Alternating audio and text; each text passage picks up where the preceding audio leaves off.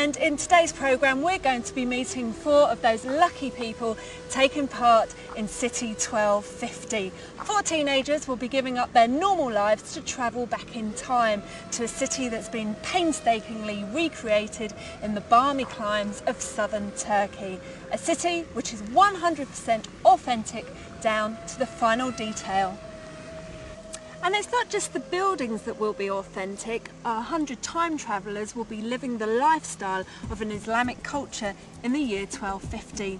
They'll be giving up the so-called essentials of 21st century living, like the internet, the mobile phone and electricity. So just how will they cope?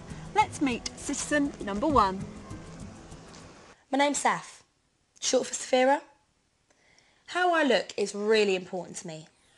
Well, I'm someone who loves to shop. I'm Slough's number 1 shopaholic. Well, I think I'm going to find this really hard. Well, I'll probably only have 1 set of clothes. And I don't even think they had jewellery back then. Did they? The most important thing to me? I'll tell you. The most important thing to me, I'm not kidding. First, I had braces. Then I had to have this tooth removed, well, because they were growing all crooked and stuff. Then the dentist had to straighten them up again. Then I had to have them whitened for my friend's party. I'm not being funny, right? But these people in the Elizabethan times, well, with all the black teeth and the teeth missing, well, they obviously never bothered about their teeth, did they?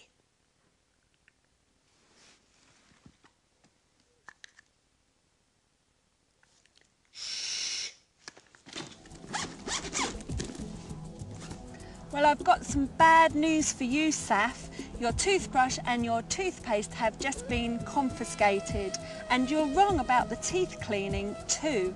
There were dental services back then and they were a lot cheaper than the NHS. And as for all that jewellery, I think you'll find a wide selection that would even keep a Slough shopaholic happy. Let's meet citizen number 2.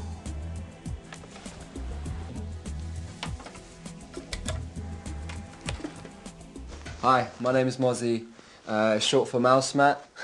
It's just the name my friends call me. My blog, it got the most hits in one single day at college, yeah, out of all my friends.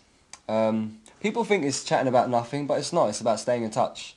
And with this whole thing, you know, I'm going to want to tell people what I'm doing and thinking, how can I do that without a blog?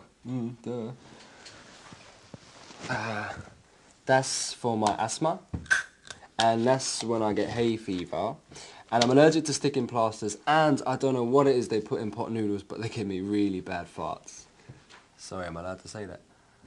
And that worries me, you know, because it's not like there'll be a Boots the Chemist there, will it? So just how will Mozzie cope without being able to keep in touch with his friends back home?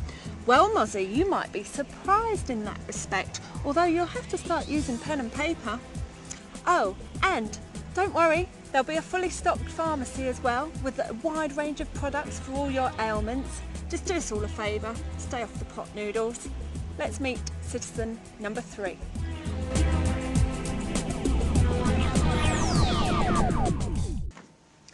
Hi, my name's Ruth. I'm a chemistry student. Part of me thinks it's a really brilliant idea. Part of me is really worried about putting my studies on hold for a year or however long it is. I mean, it's not like they had universities there, did they? And even if they did, they didn't allow women into them. And the whole different culture aspect. If we're going to live actually as they did, there's so much to think about. For example, it's going to be really important to observe the Muslim festivals, but without a calendar, how are we going to know when they are unless they tell us?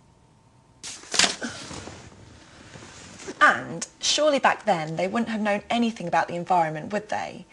I mean, all those oil lamps and stuff, they must have sent loads of black smoke into the air.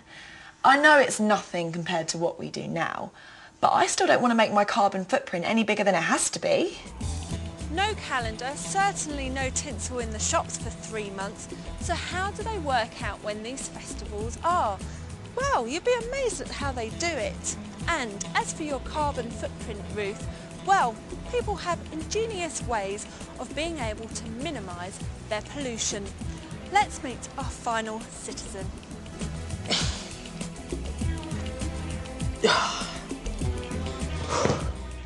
Hi, my name's Nathan. I'm at the gym 4, maybe 5 times a week. It's the only body I've got. Got to keep it in shape, you know. One thing I am going to miss is my gadgets. I was looking to get myself some wheels next year. My dad, right, he's got this sat-nav. It is well cool, proper putter and that. I mean, they'll have nothing like it over there. And what if I get myself a girlfriend?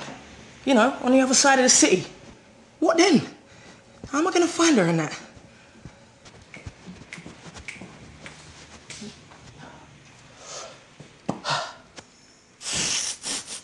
Got to smell nice for the ladies, eh?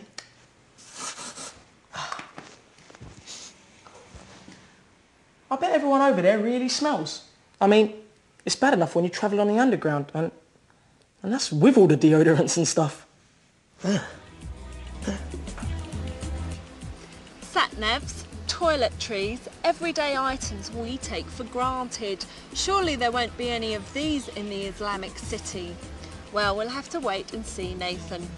So, 4 teenagers, all with the lifestyle and values of Great Britain today, living in an Islamic city in 1250. Just how will they cope? Will Nathan smell nice for the ladies? Will Mozzie be able to keep in touch with his friends? Will Saf keep her teeth clean? And what about Ruth's carbon footprints? We'll be following their progress over the next year, but join us next week when they arrive and settle in to the city 1250.